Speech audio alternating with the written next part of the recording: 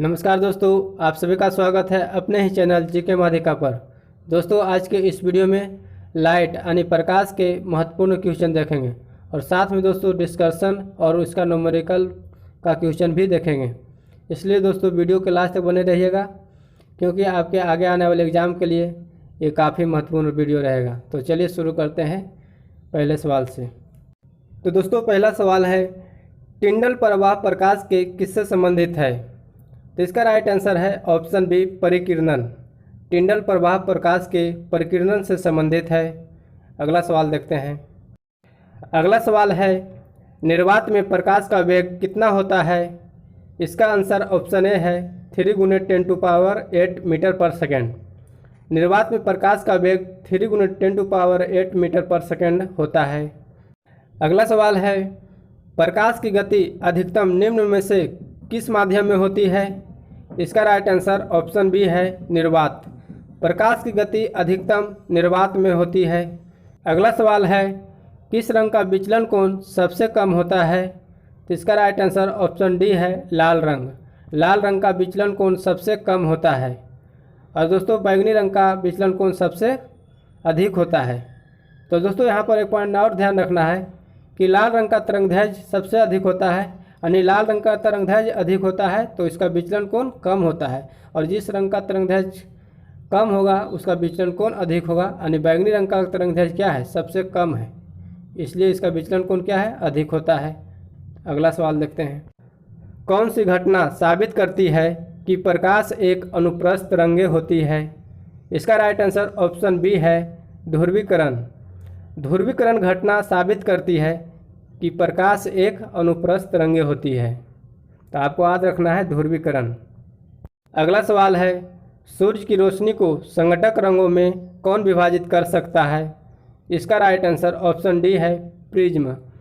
सूर्य की रोशनी को संघटक रंगों में प्रिज्म विभाजित कर सकता है। अगला सवाल है, अंतरिक्षयान से अंतरिक्ष यात्री को आकाश कैसा दिखाई देता है? इसका राइट आंसर ऑप्शन ए है, काला। अंतरिक्षयान से अंतरिक्ष यात्री को आकाश काला दिखाई देता है। अगला सवाल है, जब प्रकाश विरल माध्यम से सघन माध्यम में प्रवेश करता है तो क्या होती है? तो इसका राइट आंसर है ऑप्शन बी, इसकी गति कम हो जाती है। जब प्रकाश विरल माध्यम से सघन माध्यम में प्रवेश करता है तो इसकी गति कम हो जाती है। और दोस्तों जब प्रकाश सघन माध्यम से विरल माध्यम में प्रवेश करेगा तो इसका गति बढ़ जाएगा। तो आपको याद रखना है दोनों पॉइंट। अगला सवाल देखते हैं। बादलों का रंग सफ़ेद किसके कारण दिखता है? इसका राइट आंसर ऑप्शन डी हो जाएगा, प्रकाश के परिकिरणन। प्रकाश के परिकिरणन के कारण बादलों का रंग सफ़ेद दिखाई देता है। अगला सवाल है, रात के समय तारों का टिमटिमाना किसके कारण होता है? इसका राइट आंसर ऑप्शन ए है, वायुमंडलीय अपवर्तन। रात के समय तारों का टिमटिमाना वायुमंडलीय अपवर्तन के कारण होता है। अगला सवाल है, सूर्योदय एवं सूर्यास्त के समय सूर्य दीर्घवृत्ताकार दिखने का क्या कारण है? इसका राइट आंसर ऑप्शन ए है, प्रकाश के अपवर्तन। सूर्योदय एवं सूर्यास्त के समय सूर्य दीर्घवृत्ताकार दिखने का कारण है प्रकाश का अपवर्तन। अगला सवाल है, प्रकाशिक तंतु किस सिद्धांत पर कार्य करता है? इसका राइट आंसर ऑप्शन सी है, पूर्ण आंतरिक परावर्तन। प्रकाशिक तंतु पूर्ण आंतरिक परावर्तन के सिद्धांत पर कार्य करता है। अब दोस्तों पूर्ण आंतरिक परावर्तन से होने वाले घटनाएं के महत्वपूर्ण एग्जाम्पल देखेंगे।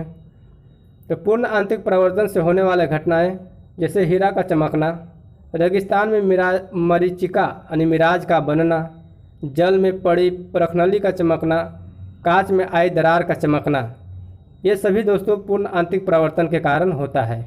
तो इसको याद रखना है। अब अगला सवाल देखते हैं। अगला सवाल है, द्रव में डूबी छड़ हमें टेढ़ी दिखाई देने का क्या कारण है? इसका राइट आंसर ऑप्शन सी है, प्रकाश के अपवर्तन। द्रव में डूबी छड़ हमें टेढ़ी दिखाई देने का कारण है प्रकाश का अपवर्तन। प्रकाश के अपवर्तन के कारण द्रव में डूबी हुई छड़ हमें टेढ़ी दिखाई देता है। तो याद रखना है आपको प्रकाश का अपवर्तन। अगला सवाल है, हीरा का निरपेक्ष अपवर्तनांक क्या है? इसका राइट आंसर ऑप्शन बी है, 2.42। हीरा का निरपेक्ष अपवर्तनांक 2.42 है। अगला सवाल है, एक समतल दर्पण द्वारा बनाई गई छवि हमेशा कैसी होती है? इसका राइट आंसर ऑप्शन बी है, आभासी और सीधा। एक समतल दर्पण द्वारा बनाई गई छवि हमेशा आभासी और सीधा होती है। अगला सवाल है, किसी गोलाकार दर्पण की फोकस दूरी कितनी होती है? इसका राइट आंसर ऑप्शन सी है, इसकी वक्रता त्रिज्या यानी आर की आधी होती है। किसी गोलाकार दर्पण की फोकस दूरी वक्रता त्रिज्या की आधी होती है, यानी एफ बराबर होता है r/2। तो इसको याद रखना है। अगला सवाल है, गाड़ी के हेडलाइट में किस दर्पण का उपयोग करते हैं? तो इसका राइट आंसर ऑप्शन बी है, अवतल दर्पण। गाड़ी के हेडलाइट में अवतल दर्पण का उपयोग करते हैं। अब दोस्तों, अवतल दर्पण का और कहाँ उपयोग करते हैं? तो दाढ़ी बनाने में काम आता है, आँख, कान एवं नाक और दांत के डॉक्टर के द्वारा उपयोग किया जाता है, गाड़ी के हेडलाइट एवं सर्च लाइट में उपयोग किया जाता है, सोलर कुकर में भी अवतल दर्पण का उपयोग किया जाता है। तो ये सभी पॉइंट को याद रखना है। अगला सवाल देखते हैं। अगला सवाल है, साइड मिरर के रूप में मोटर गाड़ियों में किस दर्पण का प्रयोग पीछे की वस्तुओं को देखने में किया जाता है? इसका राइट आंसर ऑप्शन ए है, उत्तल दर्पण। साइड मिरर के रूप में मोटर गाड़ियों में उत्तल दर्पण का प्रयोग पीछे की वस्तुओं को देखने में किया जाता है। तो इसको याद रखना है कि साइड मिरर के रूप में उत्तल दर्पण का उपयोग किया जाता है। अगला सवाल है, अवतल दर्पण के वक्रता की त्रिज्या 30 सेंटीमीटर है, तो इसकी फोकस लंबाई क्या होगी? तो दोस्तों, पिछले क्वेश्चन में बताए थे इसका फार्मूला कि एफ बराबर r/2 होता है। एफ जहाँ फोकस दूरी होता है यानी फोकस की लंबाई, और आर क्या होता है, वक्रता त्रिज्या होता है। तो एफ बराबर r/2 होता है, तो यहाँ आर का वैल्यू क्या है, 30 है। तो एफ बराबर r/2 यानी 30/2, तो 2 से 30 कट जाएगा, 15/15, तो 15 सेंटीमीटर हो जाएगा फोकस की लंबाई। अब दोस्तों, यहाँ नेगेटिव होगा कि पॉजिटिव होगा?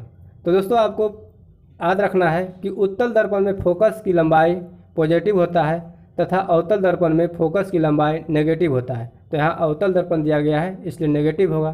तो इसका राइट आंसर कौन हो जाएगा? Option A, -15 centimetre. अगला सवाल है, एक उत्तल दर्पण के सामने कोई वस्तु रखी हुई है, तो किस प्रकार का प्रतिबिंब बनेगा? तो इसका राइट आंसर ऑप्शन ए हो जाएगा, दर्पण के पीछे ध्रुव और फोकस के बीच आभासी, सीधा और छोटा। एक उत्तल दर्पण के सामने कोई वस्तु रखी हुई है, तो इसका प्रतिबिंब दर्पण के पीछे ध्रुव और फोकस के बीच बनेगा तथा आभासी, सीधा और छोटा बनेगा। अगला सवाल है, जब एक वस्तु को अवतल दर्पण के वक्रता केंद्र से बाहर रखा जाता है, तो उसका प्रतिबिंब कहाँ बनेगा? तो इसका राइट आंसर ऑप्शन बी हो जाएगा, फोकस और केंद्र के बीच। जब एक वस्तु को अवतल दर्पण के वक्रता केंद्र से बाहर रखा जाता है, तो उसका प्रतिबिंब फोकस और वक्रता केंद्र के बीच बनेगा। अगला सवाल है, यदि किसी अवतल दर्पण पर आपतन कोण 30 डिग्री हो, तो परावर्तन के कोण का मान क्या होगा? तो आपको मालूम होगा दोस्तों कि आपतन कोण परावर्तन कोण बराबर होता है। तो आपतन के कोण 30 डिग्री है, तो परावर्तन के कोण भी कितना होगा, 30 डिग्री। तो इसका राइट आंसर ऑप्शन बी हो जाएगा, 30 डिग्री। अगला सवाल है, वस्तु के प्रतिबिंब की ऊंचाई से वस्तु की ऊंचाई का अनुपात क्या कहलाता है? तो इसका राइट आंसर ऑप्शन सी हो जाएगा, रेखीय आवर्धन। यानी रेखीय आवर्धन बराबर होता है प्रतिबिंब की ऊंचाई बटा वस्तु की ऊंचाई। अगला सवाल है, आभासी और सीधा प्रतिबिंब के लिए दर्पण का आवर्धन क्या होना चाहिए? तो इसका राइट आंसर ऑप्शन सी है, धनात्मक। आभासी और सीधा प्रतिबिंब के लिए दर्पण का आवर्धन धनात्मक होना चाहिए। अगला सवाल है, दर्पण का सूत्र क्या होता है? तो इसका राइट आंसर ऑप्शन बी है, 1/v + 1/u बराबर 1/f। जहाँ भी क्या है, तो प्रतिबिंब की दूरी, u है वस्तु की दूरी तथा f है दर्पण की फोकस दूरी। तो दोस्तों, इस फार्मूला को याद रखना है, इस पे एग्जाम में क्वेश्चन पूछा जाता है। अगला सवाल है, एक लेंस की शक्ति यानी P किसके व्युत्क्रमानुपाती होती है? तो इसका राइट आंसर ऑप्शन ए है, फोकस दूरी। एक लेंस की शक्ति फोकस दूरी की व्युत्क्रमानुपाती होती है, यानी P बराबर होता है 1/f। तो इस फार्मूला को याद रखना है, इस पर क्वेश्चन पूछा जाता है और आगे क्वेश्चन देखेंगे। अगला सवाल है, उत्तल लेंस की फोकल लंबाई यानी f 50 सेंटीमीटर है, तो इसकी शक्ति ज्ञात कीजिए। तो दोस्तों, शक्ति ज्ञात करना है लेंस की शक्ति, पहले तो आपको ध्यान रखना है कि लेंस की शक्ति का इकाई होता है डायोप्टर, यानी डी से डिनोट करते हैं। अब दोस्तों फोकस लंबाई दिया गया है 50 सेंटीमीटर और फोकस लंबाई हमेशा लेना है मीटर में, तो मीटर में चेंज कर देंगे 50 को सेंटीमीटर है जो है मीटर में चेंज कर देना है, तो 50/100 हो जाएगा एफ बराबर। अब पी बराबर क्या आता है 1/f। अब यहाँ वैल्यू रखेंगे तो क्या होगा 50 दूनी 100 कट जाता है यानी 2 डायोप्टर, तो इसका राइट आंसर ऑप्शन बी हो जाएगा 2 डायोप्टर। अगला सवाल है यदि किसी लेंस की शक्ति +2.0 डायोप्टर है तो यह क्या है। तो दोस्तों इसका राइट आंसर ऑप्शन ए हो जाएगा उत्तल लेंस। अब दोस्तों उत्तल लेंस क्यों होगा, तो उत्तल लेंस की क्षमता या शक्ति धनात्मक होता है एवं अवतल लेंस की शक्ति या क्षमता क्या होता है ऋणात्मक होता है।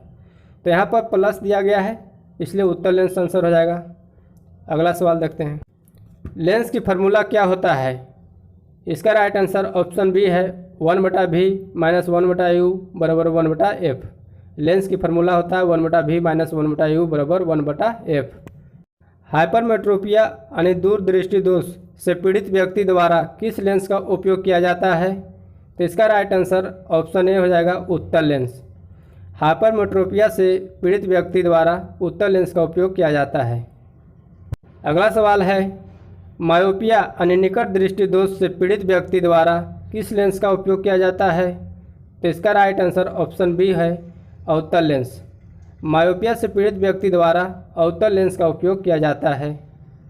अगला सवाल है एक व्यक्ति जो दूर की वस्तु को स्पष्ट रूप से नहीं देख सकता है उसे क्या कहा जाता है। यानी दोस्तों एक व्यक्ति जो दूर की वस्तु को स्पष्ट नहीं देख सकता है लेकिन निकट की वस्तु देख सकता है तो उसको मायोपिया कहते हैं। तो इसका राइट आंसर ऑप्शन सी हो जाएगा मायोपिया।